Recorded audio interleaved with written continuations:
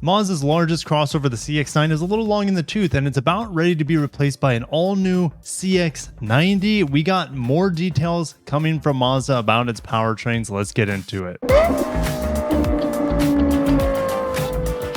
Over at the Mazda Newsroom 2024, Mazda CX-90 will be available with performance-oriented plug-in hybrid. If you're new to the channel, my name is Kirk. I talk about Mazda quite often here, so make sure to subscribe because I will be debuting the CX-90 for you here on this channel at the end of January. So make sure you have that bell icon hit.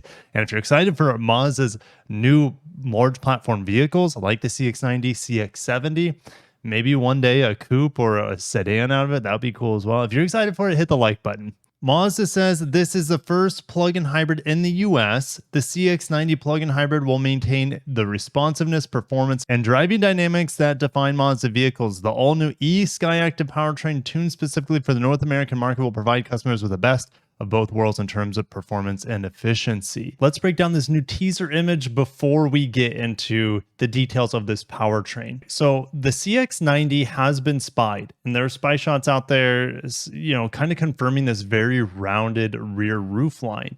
Now, when we look at the CX-60's taillight, it is a similar design here, except it seems like the CX-60's taillight could be a little bit wider compared to the CX-90, at least when we're talking about the very edge of it. They almost look identical. It just seems like the hardness of certain edges are a little bit more pronounced on the CX-60 versus the CX-90. And if we look at, let's say, the reverse light here, it looks like it's a shorter width than what we see on the CX-60. So it is very similar. It is hard to tell just the general differences, but I think the overall design is nearly identical. Now, when we look down here, this is an all-new badge for Mazda. This is the e-Skyactiv plug-in hybrid. And I don't know if there's a whole lot of other information here other than this guy with the plug-in cord. Maybe that confirms the charging is on the right-hand side of the vehicle. But let's get into the details of the new powertrains. Okay, so this is what we know about Mazda's plug-in hybrid setup for other markets. They're saying it could be different specifically for the North American market. So they're talking about, more than likely, could change. Maybe they have a turbo instead of a naturally aspirated and we get tons more power. But let's just take a step back. Let's not get too excited. It's probably just going to be a slightly different horsepower configuration of this right here. It's a 2.5 liter Skyactiv engine, naturally aspirated, but it has a hybrid system plugged into it. It's got a new 8-speed automatic. It's got all-wheel drive. It sends the majority of its power to the rear wheels, but it's all-wheel drive standard. And you also have an electric motor between the gasoline engine and the transmission.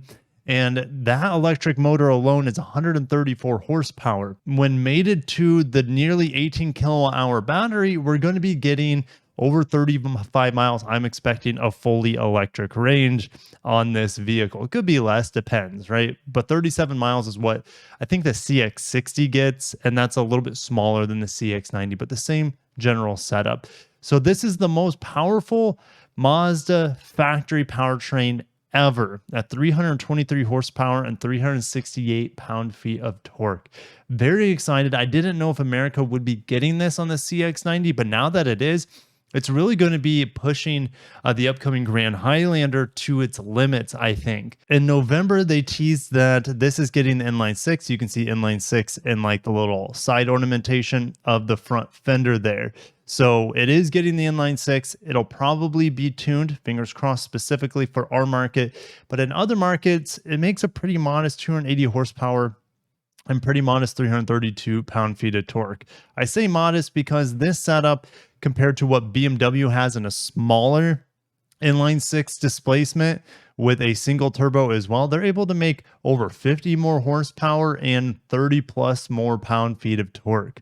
So it's kind of, and those aren't mild hybrids. Those are just normal turbo 6-cylinders. So now we know Toyota's Grand Highlander is coming out February 8th, at least the official announcement. So they're within about a week of each other for full announcements, which is it's pretty cool because they're the same sort of segment of vehicles. So we have a Turbo 4, 265 horsepower, which will be kind of not as desirable in my opinion as the 3.3 inline 6 turbo.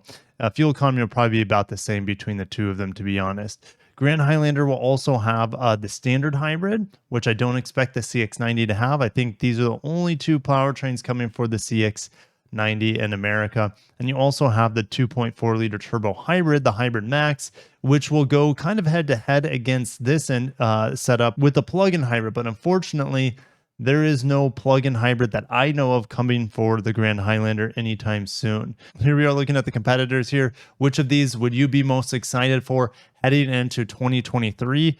The Honda Pilot, some of these numbers are placeholder because I don't think the official details have been shared with the new generation Honda Pilot, but we do have official horsepower and torque numbers made it to the 10-speed auto. Subaru Ascent just got recalled for fire issues, so that's probably the least desirable vehicle on this list with the CVT anyways. Nissan Pathfinder, really good three-row crossover.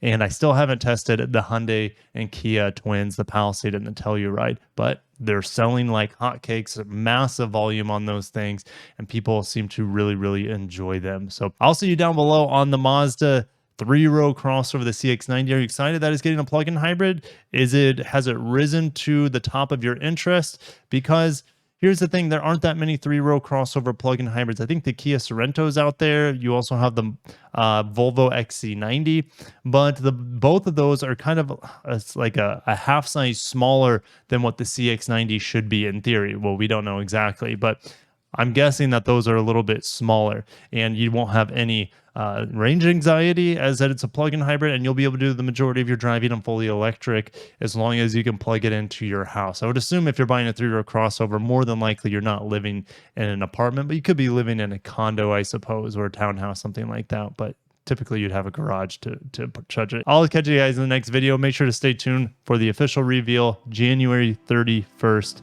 here on the channel. Have a great day. Take care of yourselves. Peace.